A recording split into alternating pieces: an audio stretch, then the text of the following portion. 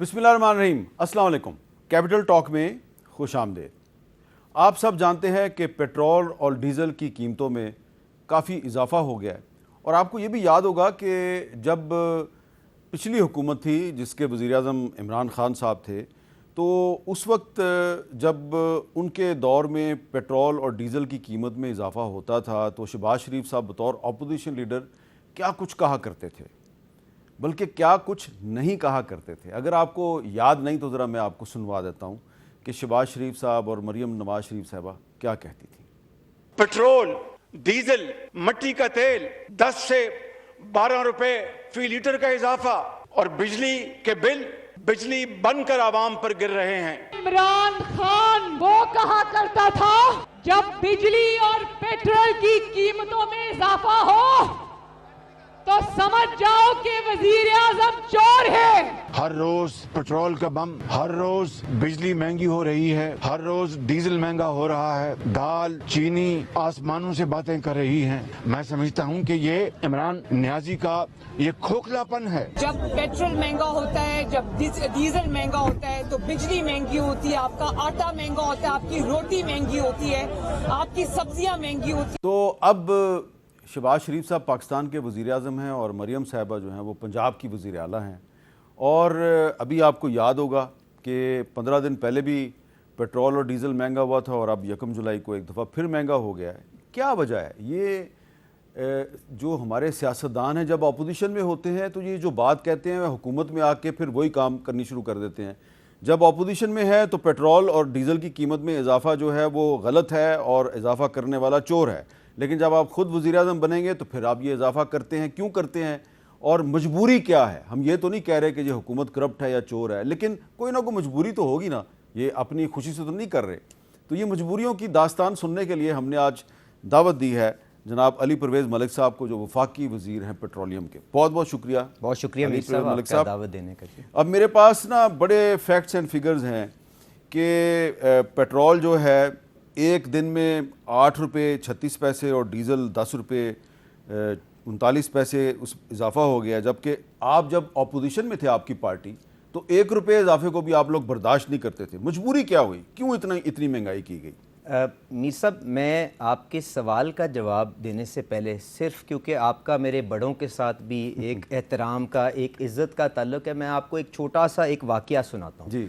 جب مجھے میاں نواز شریف صاحب نے بلا کے یہ ذمہ داری سونپی، جب شہباز شریف صاحب نے مجھے کہا کہ تم نے اب پیٹرولیم کا یہ اب سیکٹر دیکھنا ہے، تو میں نے صرف ایک دعا کی، اور وہ میری سوشل میڈیا کے اوپر آج بھی لکھی ہوئی ہے۔ وہ یہ ہے کہ یا اللہ مجھے اتنی ہمت دیں کہ میرے یہ جو دور کو تاریخ اچھے الفاظ سے یاد رکھیں۔ اچھا، یہ نہ ہو کہ عمران خان کی طرح مجھے بھی لوگ اس طرح سے یاد رکھیں کہ جب سیاست بچانے کی باری آئی تو سعودی عربیہ سے بھی سستا تم نے ایندھن بیچنا شروع کر دیا اور ملک کو دیوالیہ پن کے نہج کے اوپر لے گیا۔ تو آج کیا مجبوری ہے وہ میں بالکل آپ کے سامنے پیش کر دیتا ہوں، مگر میں اس سے پہلے آپ کو یہ گزارش کروں گا، دیکھیں اگر کوئی بھی حکومت جس قیمت کے اوپر ایندھن خریدتی ہے، کیونکہ پاکستان تقریباً 90% اپنی جو ریکوائرمنٹ ہے وہ امپورٹ کے ذریعے میٹ کرتا ہے، اگر آپ خرچے سے سستا ایندھن بیچیں گے تو اس کا مطلب یہ ہے کہ آپ خسارہ کر کے وہ کام کریں گے، اور جب آپ خسارہ کریں گے تو آپ کو اس کے سامنے نوٹ چھاپنے پڑیں گے، اور نوٹ چھاپیں گے تو پھر وہ مہنگائی 40-50% کی جو بڑی مشکل سے ہم نے قابو میں لے کے آئے ہیں شہباز شریف صاحب، وہ دوبارہ سے بے قابو ہوگی اور غریب آدمی کی قوت خرید جو ہے وہ برباد کر دے گی۔ تو اس کے اندر دیر از نو ایزی سلوشن۔ اب میں آپ سے صورتحال کہ ہمیں یہ کیوں کرنا پڑا وہ میں آپ کے سامنے پیش کر دیتا ہوں، اور میں ایک چھوٹی سی مثال ڈیزل کی، کیونکہ یہ بڑا ہم نے کوشش کی ہے ایک ٹرانسپیرنٹ انداز کے اندر اس چیز کو آگے لے کے چلیں۔ پلیٹس کا ایک انڈیکس ہے جو S&P آپ جانتے ہیں کمپنی ہے، وہ ہر روز ڈیزل کے لیے اور پیٹرول کے لیے اناؤنس کرتی ہے، اور پاکستان کے اندر پلیٹس کے انڈیکس کی بیسس کے اوپر ہی تیل کی قیمت اور ڈیزل کی قیمت اناؤنس کی جاتی ہے۔ جب 16 جون کو پلیٹس جب اوپن ہوا تو ڈیزل کے اندر اس کی قیمت تھی $86.94 پر بیرل۔ اس کے بعد جنگ شروع ہوئی، آپ کا 20 جون کو تقریباً یہ پلیٹس کی قیمت جا کے پیک کرتی ہے $93-94 پر بیرل۔ اس کے بعد آپ کا سیز فائر ہوتا ہے, جنگ بندی ہوتی ہے, قیمت گرنا شروع ہوتی ہے اور کلوز جا کے ہوتی ہے $84 کے اوپر 30 جون کے اوپر. تو آغاز جہاں سے ہوا اس سے کم لیول کے اوپر نیچے ہوئی. اس وقت کتنی ہے سر؟ میں وہ بتا رہا ہوں 84 پہ کلوز ہوئی نا جی کل رات کو ڈیزل کی. جی ڈیزل کی. میں اچھا سر گزارش یہ ہے کہ مگر آپ کسی ایک دن کے اوپر تو تیل نہیں خرید رہے ہوتے, آپ تو پورے اس 15 دن کی ایوریج اگر دیکھیں تو جو آپ کا 1 جون سے لے کے 15 جون کی ایوریج تھی ڈیزل کی وہ بنتی تھی $79 پر بیرل. ٹھیک ہے. اس 15 دن کی آپ کی ایوریج ڈیزل کی بنی $87 پر بیرل, جس کا مطلب ہے $8 پر بیرل, جس کا مطلب ہے تقریباً 2200 روپے. یہ آپ ڈیزل کا بتا رہے ہیں. جی میں ڈیزل, میں پیٹرول میں بھی آ جاؤں گا. 2200 روپے تقریباً ایک بیرل کے اندر 159 لیٹرز ہوتا ہے. تقریباً آپ کی 12 سے 13 روپے ایندھن کی کاسٹ, ڈیزل کی کاسٹ بڑھ گئی. تو ہم نے تو اس کے اندر جو کونا قطرہ کاٹ کے ہم جتنا منیمائز کر سکتے تھے ہم نے وہ کر کے 10 روپے سم تھنگ کی انکریز پاس کی. یہ حقائق آپ کے سامنے. آپ چاہیں گے میں پیٹرول کے اندر بھی جو موومنٹ آئی ہے وہ آپ کے سامنے پیش کر دوں گا. تو میر صاحب گزارش یہ ہے, نہیں میں اس لیے پیٹرول کی اس لیے بات کر رہا ہوں سر کہ پچھلے سال 1 جولائی 2024 کو انٹرنیشنل مارکیٹ میں جو خام تیل ہے اس کی قیمت $86 فی بیرل تھی. جی سر.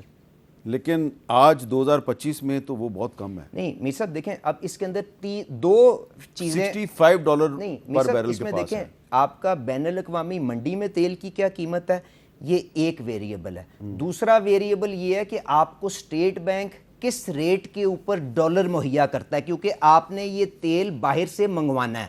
تو جو ایلسیاں جو ریٹائر ہوئی ہیں, جو اسٹیٹ بینک سے جس ریٹ کے اوپر پی ایس او کو اور ہماری ریفائنریوں کو کروڈ ملا ہے وہ تقریباً 285-286 ہے. تو اس کے اندر ریٹ کے اندر بھی فرق آ گیا ہوا ہے. جو تیسرا پہلو جو آپ کو اور نظر میں رکھنا پڑے گا وہ یہ ہے کہ آپ نے اس کے اوپر ٹیکسیشن کتنی کی ہوئی ہے. تو ٹیکسیشن میں آپ کے سامنے پیش کر دیتا ہوں, کوئی چھپا نہیں رہا بات. دیکھیں آپ کا ٹیکسیشن کے اندر کوئی رد و بدل اس 15 دن کے اندر نہیں ہوئی ہے, بلکہ جو آپ نے آئی ایم ایف کے ساتھ جو آپ نے 1.4 بلین ڈالر آپ کا آر ایس ایف کا آپ نے لینا ہے, اس کے مطابق آپ کو $2.5 اپنی کلائمیٹ سپورٹ لیوی اور لگانی تھی, جس کو وزیر اعظم صاحب نے نہیں بڑھنے دیا اور پی ایل کو کم کر کے کلائمیٹ سپورٹ لیوی کو ڈالا ہے. تو ٹیکسیشن میں کوئی فرق نہیں ہے.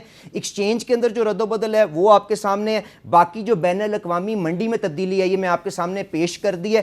انشاءاللہ تعالی میر صاحب میں آپ سے یہ وعدہ کرتا ہوں, یہ وہی وزیر اعظم ہے نا جی جس نے سپتمبر آپ جانتے ہیں جب پی ڈی ایم کی حکومت اختتام پہ پہنچ رہی 350 روپے کا 330 روپے کا ڈیزل تھا. لوگوں کو جس طرح بین الاقوامی منڈی میں اور آپ کے حالات بہتر ہوئے اس نے آپ کو 250 روپے کے اوپر اسی نے بینیفٹ ٹرانسفر کیا نا. اب کیونکہ جو اوپننگ اور کلوزنگ کے درمیان ڈاؤن ورڈ ٹرینڈ آ رہا ہے, جنگ ہمارے سیٹل ہو گئی ہوئی اور اللہ خیر رکھے اسی طرح یہ معاملہ سیٹلڈ رہے, تو آگے جو 15 دن کے بعد بہتری آئے گی وہ عوام کو ٹرانسفر کر دی جائے گی. 15 دن کے بعد پیٹرول مہنگا نہیں ہوگا, سستا ہوگا. دیکھیں میر صاحب اب میرے پاس جادو کا چراغ نہیں ہے, پر آج جو میں نے آپ سے بات کی ہے, پیٹرول 16 جون کو جب پلیٹس کھلا تھا 79.28 کا تھا, کلوز جو ہوا ہے 30 جون کو 74 روپے ہوا ہے. اگر اسی طرح ڈاؤن ورڈ رہا تو ایوریج کے اندر تو چاہے آپ کی ایوریج زیادہ تھی تو یقیناً آپ کو بینیفٹ پاس آن ہو جائے گا, جس طرح سے پہلے بھی شہباز شریف صاحب نے 330 سے 250 روپے کر کے عوام کو بینیفٹ ٹرانسفر کیا ہے. تو یہ حقائق ہیں. ہم اس کے اوپر نہ سیاست کرنا چاہتے ہیں, نہ ہم نے ٹیکس کے اندر کوئی رد و بدل کی ہے. بڑی مشکل سے معیشت کے اندر استحکام ہم نے پچھلے 1-1.5 سال کے اندر حاصل کیا ہے. ہم اس کو اس طرح سے غیر ذمہ دارانہ انداز کے اندر اس کو آگ کے اندر جھونک نہیں سکتے. اچھا اس میں جو آپ نے ٹیکس لگائے ہیں کوئی نیا ٹیکس بجٹ میں نہیں لگایا پیٹرول میں؟ اس میں دیکھیں پیٹرول کے اوپر صرف سی ہے وہ جو کلائمیٹ سپورٹ لیوی ہے, جو $2.5 لیٹر آپ نے آر ایس ایف کی جو ریزیلینٹ آپ نے فیسلٹی آئی ایم ایف سے نہیں لینی ہے اس کے تحت یہ آئی ایم ایف کے دباؤ پہ لگایا گیا. جی آئی ایم ایف کے دباؤ تو نہیں ہے. دیکھیں میر صاحب اب میں اس میں بھی تھوڑی سی غیر سیاسی بات کر رہا ہوں, کوئی ہمیں دھکیل کے آئی ایم ایف کے پاس تو لے کے نہیں جاتا نا. ہم نے 70-80 سال کے اندر اپنی معیشت کو اس طرح سے چلایا ہے کہ آج ہمیں اگلے 4-5 سال کے اندر تقریباً $100 بلین کی ری فائنینسنگ کی ریکوائرمنٹ ہے, گراس ایکسٹرنل فائنینسنگ کی ریکوائرمنٹ ہے. اگر دنیا یہ سمجھتی ہے کہ آئی ایم ایف کے سرٹیفکیٹ کے بغیر ہماری یہ کریڈیبلٹی نہیں ہے کہ ہم وہ پیسہ جا کے کہیں اور سے ری فائنینس کروا لیں, تو ہماری مجبوری ہے آئی ایم ایف کے پاس جانا, آئی ایم ایف کی مجبوری ہمارے پاس آنا نہیں ہے. پر یہ جو کلائمیٹ فنڈنگ ہم نے لی ہے اس کے مطابق آپ نے فاسل فیولز کو ڈسکریج کرنا ہے اور آپ نے گرین ٹیکنالوجیز کو انکریج کرنا ہے. اس کے تحت آپ نے $2.5 لیٹر پیٹرول اور ڈیزل کے اندر پیٹرولیم لیوی کو بڑھانا تھا. تو وزیر اعظم صاحب نے عوام کی تکلیف کو دیکھتے ہوئے पेट्रोलियम लेवी को कम किया है और उसके अंदर ₹2.5 की आपकी जो क्लाइमेट सपोर्ट लेवी ऐड कर दी है ताकि टैक्सेशन वहीं पर है जहाँ पे आज खड़ी है। अच्छा, अब अली परवेज़ मलिक साहब ये बताएं कि गैस भी महंगी कर दिया ना आपने, इतना ज़्यादा गैस में भी इजाफा, वो क्यों महंगी किया आपने? देखें मीर साहब, अब उसके अंदर भी सूरत हाल इस तरह से है कि खुशकिस्मती या बदकिस्मती मेरी समझें, हर साल ओगरा जो एक इंडिपेंडेंट आपका रेगुलेटर है वो इस गैस के शोबे को चलाने के लिए अपनी रेवेन्यू की एस्टिमेशन करता है, अपनी रेवेन्यू की रिक्वायरमेंट निकालता है। उसने जो रेवेन्यू रिक्वायरमेंट निकाली है उसके मुताबिक तकरीबन 40 अरब रुपए से मुझे इजाफी वसाइल इकट्ठे करने हैं अगर मैंने IMF के मुताबिक अपने गैस के शोबे के खसारे को ज़ीरो रखना है। अब इस शोबे के अंदर, अब इस महकमे के अंदर मसला क्या हो रहा है? देखें, आपने बाहर की मंडियों से आपने तेल RLNG मंगवाने का एक मुआहदा किया जिसके मुताबिक आपने कहा कि पावर डिवीज़न अपने ये 7-8 प्लांट जो है वो मस्ट रन बेसिस के ऊपर चलाएगी, और क्योंकि वो नई कंपनियां तय हो रही थीं, उनके पास वो बैलेंस शीट के ऊपर इतनी माशी सकत नहीं थी कि वो खुद इंपोर्ट करती, तो आपने PSO को कहा आप ईंधन मंगवा के दें हमें और उसके बाद हम पावर प्लांट्स को बेचेंगे और आप उसके पैसे दें और हम आगे ईंधन के पैसे दे देंगे। अब मेरे पास वो सॉवरन कमिटमेंट है जो मैंने कतर से और इटली से तेल लेके, जो RLNG लेके आनी है। आगे अब पावर डिवीज़न कह रही है जी मेरे बारे में नहीं है, अब उनके बारे में नहीं है और मेरे पास पाकिस्तान ने सॉवरन कमिटमेंट दी हुई है, तो मुझे मजबूरन वो 3,000 से ज़्यादा रुपए 3 साल। पावर डिवीजन के वजीर जो हैं अवैस लगारी साहब, वो भी मुस्लिम लीग नून से हैं। नहीं, ये देखिए, आप भी मुस्लिम लीग नून ये से पावर अवैस लगारी और अली परवेज का मसला नहीं है, ये तो 5-10 साल पहले मुआहदे हुए ना सर।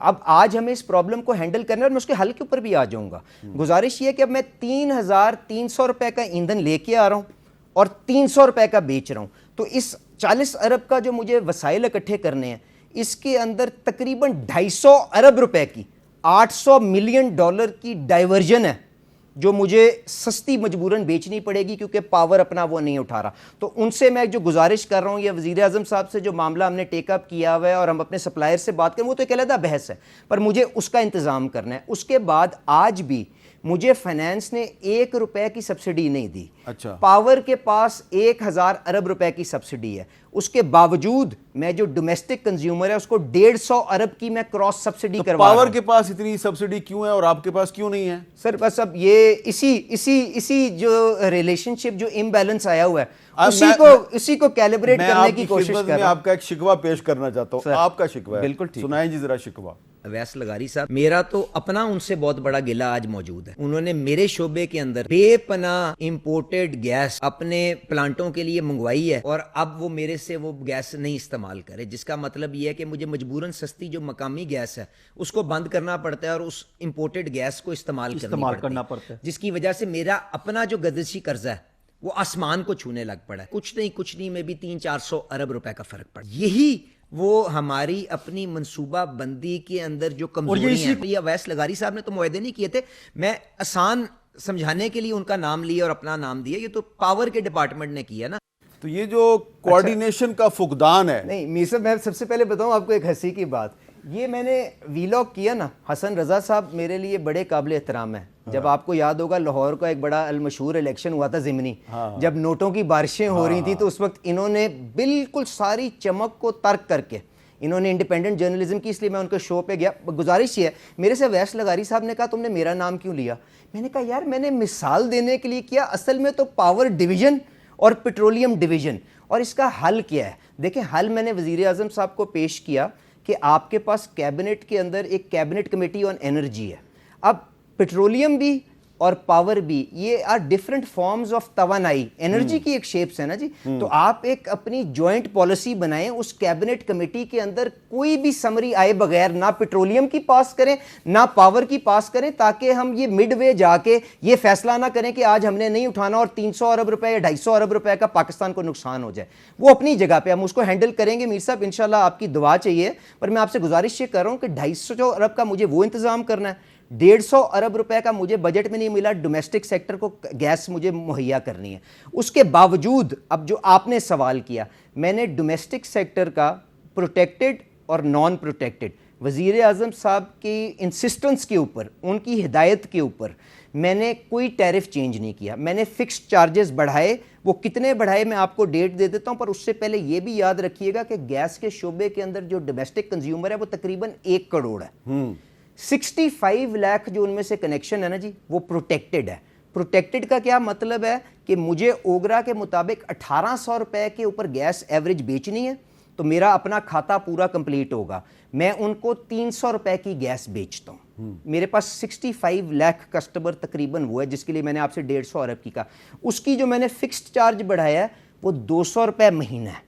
200 روپے مہینہ میر صاحب. پرسنٹیج میں آپ جو مرضی نکال دیں. میں پاکستان کو ایک ذمہ دار انداز میں چلانا چاہتا ہوں. میں کوئی یہاں پہ سنسنی نہیں پھیلانا چاہتا. آپ 400 پہ 250% ہے وہ ہمارے کچھ دوستوں نے لگا دی خبر، وہ لگا دیں، پر 200 روپے میرے خیال سے جوس کا ایک ڈبہ یہ 400 سے بڑھا کے آپ نے 600 روپے مہینے کا. میں اور آپ کو باقی بھی بتا دیتا ہوں میر صاحب. نان پروٹیکٹڈ جو کسٹمر ہے وہ تقریباً 37 لاکھ کے قریب میرے پاس موجود ہے، جس کا ٹیرف ہے 500 سے 4000 روپے کا. اس کا فکس چارج 500 سے 1000 روپے مہینہ بڑھایا. پرسنٹیج کی ایک سیکنڈ کے لیے بیسٹ ہو، ٹیرف کے اندر کوئی تبدیلی نہیں کی. یہ سارے وہ لوگ ہیں جو آپ کی کاسٹ سے سستی آپ سے گیس لے رہے ہیں. میرے پاس تقریباً صرف 2.5 لاکھ کسٹمر ہے جو 2000 سے زیادہ میرے سے گیس خرید رہا ہے، جس ریٹ کے اوپر مجھے اپنا سسٹم بیلنس کرنا ہے. اب اس کا مطلب کیا ہے میر صاحب؟ یہ ان 60 لاکھ لوگوں کے لیے تو مجھے پاکستان کا نظام نہیں بنانا نا. میں نے اس مجبوری کے تحت، اس بوجھ کے تحت میں نے نئے کنیکشن سارے بین کیے ہوئے ہیں. میں نے اس میں اب کیا کر رہا ہوں، جن کے پاس یہ کنیکشن موجود ہے ان کو مہینے کا گیس کا بل میر صاحب پتہ کتنا آ رہا ہے؟ 1000 سے 2000 مہینے کا. اتنا میرے خیال سے میں نہایت ہی عاجزی کے ساتھ، اور اللہ تعالیٰ معاف کرے اگر میری کوئی بات میں کچھ آپ کو کوئی اس میں گھمنڈ نظر آئے، میرے خیال سے ایک عام آدمی کا، آپ کے ڈرائیور کا بھی فون کا بل اس سے زیادہ کا ہوگا. ٹھیک ہے جی. اب اس کے بعد آپ آ جائیں، جب کیونکہ میں نے اس کو اتنی سستی گیس دینی ہے ان 60 لاکھ گھروں کو، مجھے نئے کنیکشنوں پہ بین لگانا پڑے گا کیونکہ میں اپنا یہ اور بوجھ نہیں بڑھا سکتا جو کہ لگا ہوا ہے پچھلے سال سے عمران خان کے دور سے. لوگ مجبور ہو کے کھانا تو پکائیں گے نا جی، ایل پی جی استعمال کریں گے نا. تو میں مجبور کر رہا ہوں ان لوگوں کو ایل پی جی لینے پہ جس کا وہ بل کر رہے ہیں مہینے کا 5000 سے 20000 روپے مہینہ اتنی کنزمپشن کا. تو کیا یہ جائز ہے؟ مجھے آپ بتائیں. اچھا اس کے بعد اگر آج میں فل کاسٹ کے اوپر ان کو RLNG کا کنیکشن دے دوں، جس کے اوپر میں وزیر اعظم صاحب سے بات کر رہا ہوں کیونکہ یہ بھی ایک مسئلہ ہے نا جی کہ ہم اس گردشی قرضے کی وجہ سے نئے کنیکشن بھی نہیں دے رہے. تو میں ان سے کہہ رہا ہوں کہ RLNG کے اوپر جو فل کاسٹ ریکوری کے اوپر بھی اگر میں میر صاحب دے دوں تو ان کے مہینے کا خرچہ بنتا ہے 4000 سے 15000 روپے مہینہ. مطلب 25% کی ان کو پھر بھی بچت ہو جاتی ہے. پر کیونکہ ہم نے ہر مسئلے کو سیاست کی نظر کرنا ہے، ہم نے کسی معاملے کے اندر ہم نے اکنامک میرٹ کی بات نہیں کری، ہم نے سنسنی کرنی کہ 50% ریٹ بڑھ گیا. مجھے بتائیں میر صاحب 2000 روپے گھر کا آپ کے گیس کا بل، کمزور ترین لوگ بھی ہوں، جب اس کو طے کیا گیا منیمم ویج آپ کی 20000 کی تھی، آج 40000 کی منیمم تنخواہ ہو گئی. کیا یہ مناسب ہے؟ تو یہ کہیں سے تو خسارہ پورا کرنا پڑے گا نا جی. تو یہ 150 ارب کا اور 250 ارب کا جو پاور ڈویژن، اویس لغاری نہیں میں کہہ رہا، میری آپ پھر لڑائی نہ کروائیے گا پھر کلپ چلوا کے، پاور ڈویژن کا جو 250 ارب اور یہ جو 150 ارب روپے ڈومیسٹک کنزیومر کا ہے، میں نے یہ 400 ارب کا انتظام کہیں سے کرنا ہے جس کے لیے مجھے مجبوراً یہ قیمتوں کو ایڈجسٹ کرنا پڑا. اللہ خیر رکھے کہ ہم یہ پاور ڈویژن اور اپنے جو سپلائرز کے ساتھ معاملہ طے کر لیں اور ہمیں دوبارہ جنوری میں جا کے یہ انکریز نہ کرنی پڑے، کیونکہ IMF کے پروگرام کے تحت آپ کو سال میں 2 دفعہ اپنے ڈیفیسٹ کو کنٹرول کرنے کے لیے قیمتوں میں رد و بدل کرنا ہے. تو ہم اس کے اوپر جنگی بنیادوں پہ کام کریں اور اللہ تعالیٰ خیر رکھے، انشاءاللہ آپ کو اچھی خبر آئے گی. اچھا کچھ باتیں جو ہیں وہ آپ کے بڑوں کی، آپ کے بزرگوں کی ہیں، ذرا ان پہ بھی میں چاہتا ہوں کہ علی پرویز ملک صاحب ایک ینگ ڈائنامک پولیٹیشین ہیں، منسٹر ہیں ہمارے اور بڑے انٹیلیجنٹ ہیں، تو ذرا میں چاہتا ہوں کہ ذرا یہ سنیں کہ ان کے بڑے جو ہیں وہ ماضی میں کیا کچھ کہتے رہے ہیں. نواز شریف کو اگر سر جھکا کر IMF کی ساری شرائط ماننی پڑتی کہ ہاں جی پیٹرول کی قیمتیں بھی بڑھاؤں گا، ڈیزل کی قیمتیں بھی بڑھاؤں گا، نواز شریف کہتا ہے حکومت چھوڑ دوں گا لیکن اپنے لوگوں پر بوجھ نہیں ڈالوں گا. اچھا اب مریم نواز شریف صاحبہ جو ہیں وہ بھی آپ سے بڑی ہیں تو اس لیے میں نے کہا بڑے، اور وہ بھی اپنے ایک بڑے نواز شریف کا ذکر کر رہی ہیں. جب آپ لوگ الیکشن لڑتے ہیں تو نام آپ استعمال کرتے ہیں نواز شریف کا، ووٹ آپ اس کے نام پہ لیتے ہیں، تقریریں بھی اس کے نام پہ ہوتی ہیں کہ اگر نواز شریف کو کوئی کہے گا کہ تم ٹیکس بڑھاؤ اور پٹرول اور ڈیزل مہنگا کرو تو وہ حکومت چھوڑ دے گا لیکن وہ یہ کام نہیں کرے گا. لیکن پھر جب آپ یہ کام کرتے ہیں تو کوئی نیند آرام سے آ جاتی ہے رات کو؟ دیکھیں میر صاحب، میں نے آپ کے سامنے حقائق پورے رکھ دیے ہیں. یقین مانیں مجھے نیند اس وقت نہ آتی کہ اگر میں پاکستان کو اس ڈگر پہ ڈالتا کہ جس کے اوپر مجھے پتا ہوتا کہ چند مہینے کے بعد وہ دیوالیہ ہو جائے گا، جس لیے میں نے آپ کو عمران خان کی آپ کو مثال دی ہے. میں نے سارے حقائق آپ کے سامنے رکھ دی ہیں، آپ کیلکولیٹر پہ لے کے آپ یہ سارے نمبر ویریفائی کر سکتے ہیں. میں میر صاحب گزارش یہ کروں گا، آج آئی ایم ایف کی پاکستان مجبوری نہیں ہے، آج پاکستان کی مجبوری آئی ایم ایف ہے. اور اس کے پیچھے بنیادی وجہ یہ ہے کہ 70 سال کے اندر ہم نے اتنی غیر ذمہ دارانہ انداز کے اندر اپنی معیشت چلائی ہے کہ لوگ ہمارے پہ اعتماد کرنے کو تیار نہیں ہیں، بلکہ لوگ کیا آئی ایم ایف بھی ہمارے پہ اعتماد کرنے کو تیار نہیں ہے.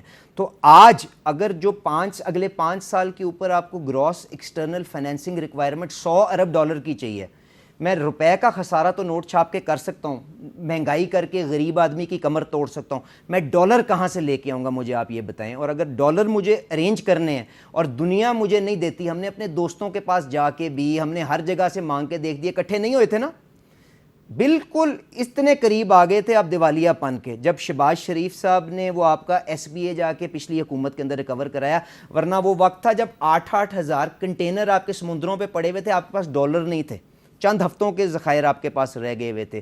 تو اس کی جو قیمت ہوگی نا، اس کی جو قیمت ہوگی، فیکٹریوں کی چمنیوں میں سے دھواں نکلنا بند ہو جائے گا، آپ کی دکانوں کے اوپر مال ملنا بند ہو جائے گا، آپ کا تیل جو آپ باہر سے آتے ہیں وہ ملنا بند ہو جائے گا.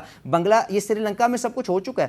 سری لنکا کے اندر اموات ہوئی ہیں میر صاحب پٹرول پمپ کی لائنوں کے اندر لوگوں کو انتظار کرتے ہوئے، ہسپتالوں کو آپریشن ڈیلے کرتے ہوئے، دوائیاں مہیا نہیں تھیں.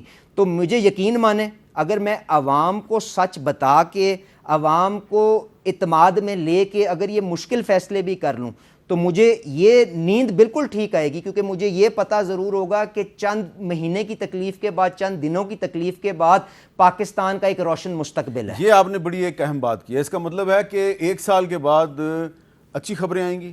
دیکھیں میر صاحب، اچھی خبریں کافی حد تک آپ کو دیکھیں اب استحکام نظر آ گیا ہے. میں آپ سے بالکل کھلی بات کروں گا اور کئیوں کو یہ بات شاید ناپسند آئے. گزارش یہ ہے کہ سفر دیوالیہ پن سے جو ایک جامع اور پائیدار ترقی کا، میں جامع اور پائیدار کہہ رہا ہوں لفظ دے کے، وہ آپ کو استحکام کے ذریعے جائے گا. آج کم از کم آپ نے استحکام حاصل کر لیا اور وہ جو گونج تھی دیوالیہ پن کی وہ ختم ہوتی ہوئی آپ کو نظر آ رہی ہے. ہم ڈیفالٹ پہ نہیں جا رہے جی. بٹ استحکام in it self is a fleeting آپ کی اپرچونٹی، کیونکہ آپ اس کو 1.5-2-2.5% کے اوپر اپنی معیشت کو اگر آپ ترقی کروائیں گے تو آپ وہ 20-25 لاکھ جو سالانہ آپ کو نوکریاں جنریٹ کرنی ہے، آپ کو جو وہ ہلچل اپنے معیشت کے اندر پیدا کرنی ہے، جو لوگوں کی اپنی قوت خرید بڑھانی ہے، جو لوگوں کی آمدنی بڑھانی ہے، جو لوگوں کی لائف سٹائل بڑھانی ہے، آپ وہ حاصل نہیں کر سکیں گے. تو آپ کو اگر وہ حاصل کرنا ہے، آپ کو اب اگریسو اصلاحات کرنی ہوں گی، چاہے وہ پرائیویٹائزیشن کی ہوں، چاہے وہ گیس کے شعبے کی ہوں، چاہے آپ کو بجلی کے شعبے کی ہوں، چاہے آپ کو کسی بھی ٹیکسیشن کے اندر ہو. اب یہ نظام نہیں چلے گا کہ 30 لاکھ لوگوں سے آپ 500 ارب اکٹھا کر لیں اور دکانداروں سے ٹیکس نہ لیں، آپ کاشتکاروں سے جو منافع بخش کاشتکاری کر رہے ہیں ان سے پیسہ نہ لیں. اب آپ کو اگر اس نظام کو چلانا ہے اور لوگوں کو امید دینی ہے اور لوگوں کو یہ حوصلہ دینا ہے، اپنی باتوں سے نہیں. انہوں نے 70-80 سال میں بہت سی باتیں سن لیں، اب وہ آپ کے فیصلوں سے اور جو رستہ آپ اختیار کریں سے اگر اس کو دیکھتے ہوئے وہ اعتماد حاصل کریں گے تو پاکستان کا یقین مانے ایک بہتر مستقبل اس کے سامنے کھڑا ہوا ہے. اور اگر ہماری اگلی نسل جو میری نسل بھی ہے اگر وہ بے امید ہو گئی، اگر وہ اس کو یہ بالکل حوصلہ توڑ گئی تو وہی ہوگا جو ہم پچھلے 2 سالوں میں دیکھ رہے ہیں. 10-10 لاکھ بندہ اپنے پیروں سے فیصلہ کرتے ہوئے آپ کے دوسرے ملکوں میں وہاں پہ برگر کنگ کے اندر جا کے نوکری کرتا ہوا نظر آئے گا، میک ڈونلڈز میں کرتا ہوا نظر آئے گا اور پاکستان سے بھاگنے کی کرے گا. کیا وجہ ہے کہ لوگ ہماری کشتیوں میں اپنی جان کی پرواہ نہ کر کے یورپ کو کراس کرنے کی کوشش کرتے ہیں؟ کیونکہ امید ختم ہو گئی ہے. تو آج استحکام سے میری امید ہے اور میری خواہش یہ ہے، اور شہباز شریف صاحب کی جو کمٹمنٹ میں نے دیکھی ہے کہ اس دفعہ ان کو یہ معلوم ہے کہ اگر آپ نے وہی کیا جو 70 سال میں اس ملک میں ہوتا رہا تو شاید یہ نظام آپ کو کبھی معاف نہ کرے. تو اس لیے یہ مشکل فیصلے کر رہے ہیں. اللہ تعالیٰ خیر رکھے. میرا آپ سے یہ وعدہ ہے جتنی دیر موجود ہوں جو حق اور سچ سمجھوں گا, مقبول نہیں, جو صحیح سمجھوں گا اگلی نسل کے لیے, اس کے لیے آواز ضرور اٹھاؤں گا اور کوشش کرتا رہوں گا. بہت بہت شکریہ علی پرویز ملک صاحب نے ہمارے ساتھ گفتگو کی. ایک بریک لیتے ہیں اور بعد ان سے بات کریں گے جو ایک زمانے میں 2021 میں 2022 میں پٹرول مہنگا کر کے پھر اس کے حق میں دلیلیں دیا کرتے تھے کہ ہم نے پٹرول بالکل صحیح مہنگا کیا ہے. ان کے ساتھ بات کرتے ہیں ایک وقفے کے بعد.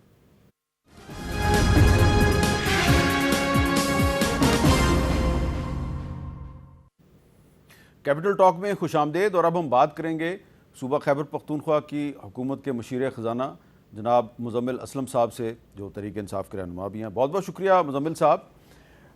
میں آپ سے سب سے پہلے یہ پوچھنا چاہتا ہوں کہ ابھی 15 دن پہلے 16 جون کو حکومت نے پیٹرول کی قیمت میں 5 روپے اضافہ کیا اور آج 1 جولائی کو 9 روپے اضافہ کر دیا ہے. تو آپ کے خیال میں یہ اضافہ جو حکومت نے کیا ہے یہ کوئی مجبوری کے تحت انٹرنیشنل مارکیٹ کو سامنے رکھ کر کیا ہے یا آپ اس کے بارے میں کچھ اور کہیں گے؟ شکریہ حامد صاحب. جب 15 جون کو انہوں نے پیٹرول کی قیمتوں کا اعلان کیا تھا جی تو اس وقت پیٹرولیم لیوی 78 روپے فی لیٹر لے رہے تھے جی. آج جو قیمت نئی آئی ہے اس میں پیٹرولیم لیوی 78 سے بڑھا کے 83 روپیز ہو گئی ہے. 5 روپے لیوی کی مد میں بڑھائے اور 2.5 روپے کاربن ٹیکس, تو یعنی کہ 7.5 روپے جو 8 روپے میں انہوں نے اپنے ٹیکس کی مد میں لیے. ٹھیک ہے. عالمی مارکیٹ میں ریٹ بڑھا تھا ایران اسرائیل کی کشیدگی میں, تو اس کے بعد وہ اس سے نیچے ہی آ گیا. جس دن کشیدگی ہوئی تھی اس ریٹ سے نیچے ہی آ گیا عالمی مارکیٹ میں ریٹ. تو یہ حکومت نے اپنے لیے ٹیکس اکٹھا کیا. اچھا, تو یہ جو ٹیکس اکٹھا کیا ہے لیوی جو ہے وہ تو فیڈرل گورنمنٹ کے پاس ہی رہتی ہے, تو جو ٹیکس اکٹھا کیا جاتا ہے وہ تو پھر صوبے کو بھی ملتا ہے, تو اس میں تو آپ کا بھی فائدہ ہے. نہیں, یہ لیوی کی شکل میں انہوں نے اکٹھا کیا ہے تاکہ یہ کسی کو دینا نہ پڑے. آپ کو نظر سے گزرا ہی ہوگا کہ آج ایف بی آر نے 1200 ارب روپے ٹیکس کلیکشن کم کی ہے جی. تو اب یہ آئی ایم ایف کو دکھا بھی سکیں گے کہ دیکھیں جی ہم نے سال شروع کیا تھا 60 روپے لیوی سے جی, اب ہم اس کو 83 روپے لے گئے تو اس سے ان کو میرے خیال سے 400-500 ارب روپے بچ جائیں گے. اچھا, تو وہ جو ہے اس کو ایف بی آر ہو گیا یا حکومت ہوگی, وزارت خزانہ آئی ایم ایف کو ٹیبل پہ دکھائے کہ ہم نے ٹیکس ریونیو تو نہیں بڑھا سکے, نان ٹیکس ریونیو ہم نے بڑھا لیے. جو ہم نے آپ کے خیال میں یہ پیٹرول کی قیمت کتنی ہونی چاہیے؟ دیکھیں حامد صاحب, میں ایک موٹی سی بات کرتا ہوں کہ یہ لیوی جو ہے کاربن لیوی اور یہ 85.50 پیسے ہے جی, اور سیلز ٹیکس کم از کم 40 روپے ہے جی, تو 125 روپے جو ہے یہ 2 صرف ہے. اس کے علاوہ ڈیوٹیز اور وہ الگ ہیں. تو 266 روپے کے پیٹرول میں صرف 2 آئٹم حکومت کو ٹیکس کی شکل میں جا رہے ہیں, یعنی 50% سے زیادہ 125 روپے. اچھا, تو اگر سارے ٹیکس آج صفر کر لیں, جو خان صاحب کے دور میں پیٹرولیم لیوی صفر کر دی گئی تھی, تو آج عوام کو جو ہے یہ 115-20 روپے کا پیٹرول فی لیٹر ملتا.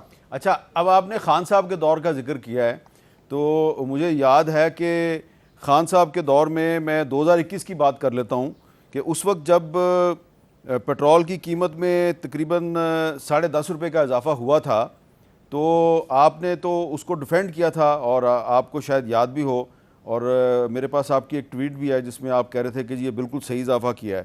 تو اس وقت ویسے پیٹرول کی قیمت 127 سے بڑھا کر 137 روپے فی لیٹر کی گئی تھی, تو وہ بھی تقریباً 10.5 روپے کے قریب تھی. تو اس وقت تو آپ ڈیفینڈ کر رہے تھے, تو اب آپ اس کو اپوز کیوں کر رہے ہیں؟ نہیں, میں ابھی بھی اپوز نہیں کر رہا, اور ڈیفینڈ اگر یہ انہوں نے عالمی مارکیٹ میں قیمت بڑھی ہوتی تو کرتا کہ اپنی جیب سے آپ پیسے نہ دیں. تو یہ آپ کا پوائنٹ یہ ہے, سوال کا جواب ہی میں نے آپ کا پوائنٹ یہ ہے کہ انٹرنیشنل مارکیٹ میں پیٹرول سستا ہے اور پاکستان نے پیٹرول مہنگا کر دیا ہے. جی, اب یہ جو 8-9 روپے جو بڑھایا ہے اس میں 7.5 روپے تو انہوں نے ٹیکس لاگو کیا ہے نا جی. تو اگر یہ ٹیکس نہ لاگو ہوتا اور یہ عالمی مارکیٹ کی اتار چڑھاؤ ہوتا تو پھر تو مطلب ان پہ تنقید کا جواز ہی نہیں بنتا. ٹھیک ہے, تو یہ تو ٹیکس ہے, اور دوسری بات یہ کہ جب نیچے آئی تھی 60 روپے سے انہوں نے 70 روپے لیوی کیا, پھر اس کے بعد 78 روپے کیا, تو 8 روپے انہوں نے, یاد ہوگا آپ کو, کہ خونی سڑک کے لیے بڑھا دیے تھے. ٹھیک ہے. اس وقت ہم نے یہ سوال کیا تھا کہ اگر عالمی مارکیٹ میں بڑھے گی تو آپ کیا کریں گے, تو کوئی جواب نہیں دے سکے تھے وزیر اعظم. تو یہ صورتحال. دوسری بات, میں حامد صاحب ایک بات آپ کو اور بتانا چاہوں گا کہ جس کا خان صاحب نے جو ایک کام کیا تھا, جس کا فائدہ آج تک اٹھا رہے ہیں, 2018 تک پیٹرول پہ سیلز ٹیکس ہوتا تھا جی, تو خان صاحب نے سیلز ٹیکس صفر کر دیا تھا جب عالمی مارکیٹ بڑھی تھی, پیٹرول کی قیمتیں بڑھی تھی. وہ آج تک وہ صفر ہے, ورنہ اگر یہ 18% سیلز ٹیکس بھی اگر ہوتا پیٹرول کی قیمت میں تو یہ پیٹرول 50 روپے اور مزید مہنگا ہوتا. اچھا, تو یہ کبھی کسی نے اس کا کریڈٹ نہیں دیا, اور یہ آئی ایم ایف کو یہ بات اس زمانے میں ہم نے کی تھی اور آج تک وہ اس پہ قائم ہے, وہ چیز چل رہی ہے. اچھا, اب ایک تھوڑا سا سیاسی سوال ہے, کیونکہ آپ خان صاحب کا ذکر کر رہے ہیں, تو آج کل یہ بحث چل رہی ہے کہ جو خیبر پختونخوا کا جو بجٹ منظور ہوا ہے, تو یہ خان صاحب چاہتے تھے کہ ان کو بتا کر کیا جائے, لیکن ان سے پوچھے بغیر ہی اس بجٹ کو منظور کر لیا گیا ہے. تو اس اعتراض کا کیا جواب دیں گے, کیونکہ یہ اعتراض تو آپ کی پارٹی کے اندر سے بھی آ رہا ہے. بالکل, یہ اعتراض بالکل جائز اعتراض ہے, اور خان صاحب جو ہے 15 مئی سے مسلسل یہ پیغام دے رہے تھے کہ جی میرے پاس آ کے جو ہے بجٹ کو ڈسکس کریں اور میں ڈائریکشن دوں. 22 مئی کی ملاقات میں سی ایم صاحب کو انہوں نے کچھ ڈائریکشن اور ہدایت بھی دی تھی, لیکن کہا تھا کہ کوشش کرو کہ پیش کرنے سے پہلے بھی ملاقات ہو. جب ملاقات نہیں ہوئی تو ہمیں پیش کرنا پڑا, تو پیش کرنے کے بعد پھر پیغام دیا کہ اپروو کرنے سے پہلے آنا ہے. لیکن وہ آپ کو پتہ ہے کہ جو بجٹ کے دن ہوتے ہیں وہ 30 تاریخ کے اندر اندر سارا کام کرنا ہے, اور اس سے آگے پیچھے کی پیشیاں بھی تھی, وہ انہوں نے کینسل کی تاکہ ملاقات نہ ہو سکے. اچھا, تو پھر اس کے بعد جب یہ اپروول ہو گیا تو خان صاحب نے اگلا میسج اندر سے یہ دیا کہ چلو اپروو تو کر دیا ہے, اب سپریم کورٹ میں پٹیشن ڈالو اور آ جاؤ. میں آپ کے توسط ایک بات کلیئر کرنا چاہتا ہوں جی, یہ بجٹ حتمی نہیں ہے جو ہم نے پاس کیا ہے. اچھا, جس دن ملاقات ہو گئی اور انہوں نے کہا یہ تبدیلی ہے, تو 24 گھنٹے کے اندر وہ تبدیلیاں آپ کو اسمبلی میں ٹیبل ہوتے ہوئے نظر آ جائیں گی. تو جس نے یہ کیا ہے اس کا کوئی فائدہ نہیں ہے, وہ وقتی طور پہ. ابھی ہمیں ذرا تنخواہیں, پینشن, یہ وہ جو جاری رہتی ہے ہر چیز, جو وہ پہلی تاریخ نہ رک جاتا. تو یہ معاملات اس طرح چلیں گے. باقی جب ملاقات ہوگی جو ہدایت آئی اس حساب سے کام ہو جائے گا. یہ تو آپ نے ایک بڑی اہم بات بتائی ہے. ایک بریک لیتے ہیں جی, بریک کے بعد مزمل اسلم صاحب سے کچھ اور سوالات کرتے ہیں.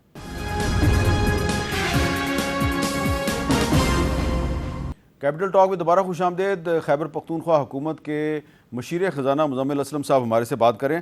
مزمل صاحب, آپ نے یہ کہا کہ جس دن عمران خان صاحب سے ملاقات ہو گئی تو اس کے بعد ان کی ہدایات کی روشنی میں بجٹ میں تبدیلی بھی ہوگی, تو یقیناً وہ آپ سے یہ بھی تو پوچھیں گے کہ بھئی کہ جو وزیر اعلیٰ کے صوابدیدی فنڈ میں پہلے 5 کروڑ روپے مختص تھے, تو اب نئے بجٹ میں اس کو آپ نے 50 کروڑ روپیہ, اس میں آپ نے 50 کروڑ روپیہ خرچ کر دیا, تو تقریباً آپ نے 45 کروڑ روپیہ اضافی خرچ کیا.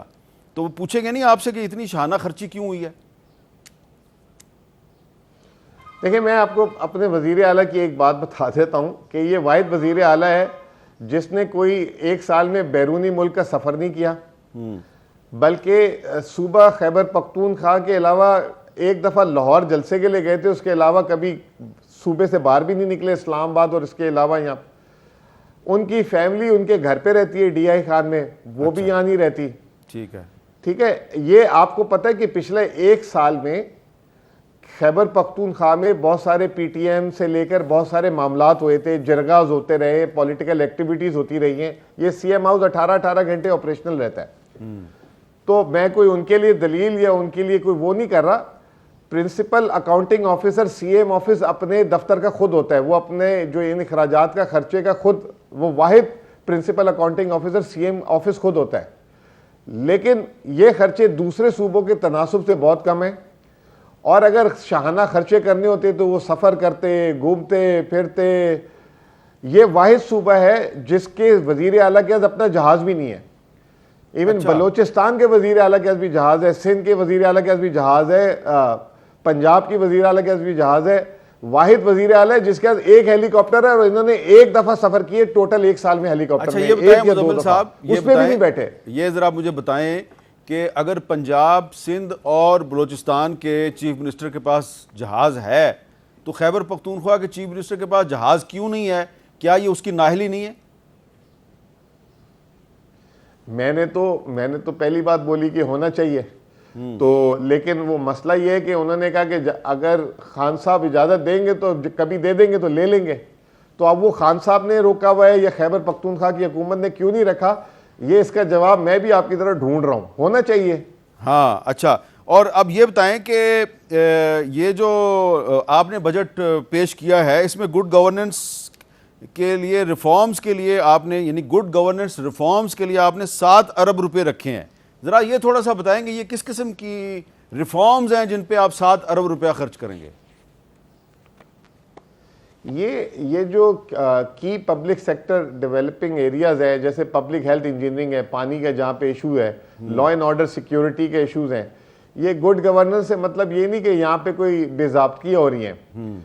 یہاں ایجوکیشن سیکٹر ہو گیا، وہاں پہ جہاں پہ آؤٹ آف اسکول چلڈرن زیادہ ہیں وہاں پہ اسپیشل انسینٹیوز دینے کے لیے، جہاں پہ پانی کی بہت قلت ہے، پانی نہیں ہے، ان کے لیے اسپیشل جسے کہتے ہیں کہ وہ پروویژن رکھنے کے لیے، جہاں پہ سیکیورٹی لا اینڈ آرڈر کے لیے اگر کوئی، جیسے ابھی کرم کا واقعہ آپ کے سامنے ہوا تھا، تو کرم کے لیے ایک آپ کو ایمرجنسی فنڈ دینے پڑے، وہاں کی ترسیلات، سامان، دوائیاں، یہ تمام چیزیں. تو یہ اس زمرے میں جو ہے یہ چیف سیکرٹری آفس نے یہ ایک ڈیولپمنٹ فنڈ کے اندر یہ پروویژن رکھا ہے کہ تاکہ اگر کوئی چیز جہاں ضرورت ہو تو اس کے اکارڈنگلی خرچ کی جا سکے. اچھا ذرا اب تھوڑا سا یہ بھی بتائیں کہ آپ کو یاد ہے ہم نے بجٹ سے پہلے ایک پروگرام کیا تھا، اس میں ہم نے کم از کم تنخواہ جو ہے اس کے بارے میں بات کی تھی. تو آپ کے خیال میں جو آپ نے 40,000 روپے کا جو اعلان کیا ہے کہ کم از کم تنخواہ 40,000 روپے ہونی چاہیے کسی کی بھی، مزدور کی بھی، کسی بھی شخص کی، کیا اس پر آپ عمل درآمد بھی کریں گے؟ دیکھیں عامر صاحب، سب سے پہلی بات تو یہ کہ میں نے آپ کو کہا تھا کہ اگر ایک گھر کو چلانا ہو تو 40,000، اس وقت جب آپ سے بات ہوئی تھی تو 36,000 ہماری تھی. میں نے کہا تھا یہ ناکافی ہے، یہ نہیں چل سکتا گھر. اگر ہاؤس ہولڈ اگر 2-3 لوگ مل کے کام کرتے ہیں اس گھر میں 70-80 ہزار آتا ہے تو گزارا ہوتا ہے. تو پہلی بات تو یہ کہ یہ 40,000 بھی کوئی قابل فخر کام نہیں کیا ہم نے، کوئی مطلب اس سے کوئی لوگوں کی زندگی میں کوئی امپروومنٹ نہیں آئے گی. لیکن ہم نے منفرد کیسے ہوئے کہ وفاقی حکومت نے منیمم ویج نہیں بڑھائی، اچھا، اپنی 37,000 پہ رکھی. پھر اس کے بعد سندھ حکومت نے بھی منیمم ویج نہیں بڑھائی. خیبر پختونخوا وفاق کے بعد دوسرا تھا جس نے بجٹ دیا، اس نے اس کو 40,000 کیا، ہمیں دیکھتے ہوئے پنجاب نے کیا. اچھا، اب سوال یہ ہے کہ یہ جو آپ کا جو دوسرا سوال ہے یہ اس سے زیادہ اہم ہے. ہمارے یہ جو سرکاری ملازمین جو ڈیلی ویجز پہ ہیں، یہ تو ان پہ فوری لاگو ہو جاتا ہے، ان کو فوری طور پہ جو ہے یہ اگلے مہینے سے یہ تنخواہ ملے گی. لیکن جو نجی شعبہ ہے یہ بہت ان ریگولیٹڈ بھی ہے، اور یہ جو ہے نہیں دیتے، وہ کہتے ہیں ہمارے کاروبار نہیں چل سکتے. سندھ، یا آپ نے دیکھا ہوگا وزیر خزانہ صاحب نے بھی یہ کہا کہ بڑے بڑے جو انڈسٹریلسٹ ہیں وہ کہتے ہیں ہم نہیں چلا سکتے اتنی بڑی تنخواہ کے ساتھ، اتنی بڑی بولتے ہیں، اللہ معاف کرے. تو یہ کہ یہ ایک نو ڈاؤٹ اباؤٹ اٹ کہ یہ 40,000 کی امپلیمنٹیشن بھی نہیں ہے نجی شعبے میں.